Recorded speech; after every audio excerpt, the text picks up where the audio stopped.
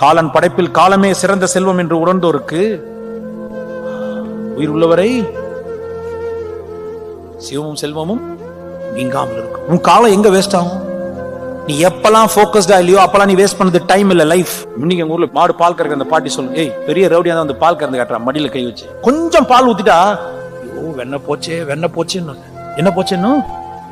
வெண்ணெய் போச்சு. எனக்கு அது புரியவே இல்லை.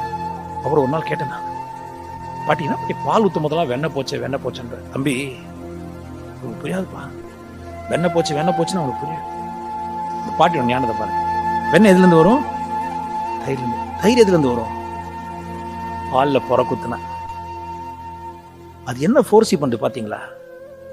அவ கீழே ஊத்துற பால் அது பாலாவே பார்க்கல.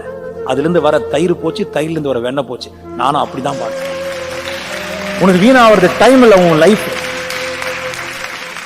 நல்லவனாக இரு, ஆனால் அதை நிரூபிக்க முயற்சி செய்யாதே. அதை விட முட்டாள்தனமான விஷயம் எதுவும் இல்லை. தூக்கி போட்டால் தோண்டி விடாதீர்கள், ஒதுக்கி வைத்தால் ஒடுங்கி விடாதீர்கள். உங்களுக்கான நாள் ஒரு நாள் அமையும். காலம் மாறும், சூழ்நிலைகளும் மாறும். உங்களை பற்றி மற்றவர்கள் என்ன நினைக்கிறார்கள் என்பது குறித்து கவலைப்படாதீர்கள். எப்படி உப்பின் மதிப்பு உணவில் இல்லாத போது உணரப்படுகிறதோ, உங்கள் மகிமையும் அவ்வாறே உணரப்படும். நினைவுகள் என்பது உயிரோட்டமானது. சில நினைவுகள் நினைக்கும் போது கண்ணீர் சிந்தும், சில நினைவுகள் புன்னகைக்கும். இந்த இரண்டும் கலந்ததுதான் வாழ்க்கை பயணம்.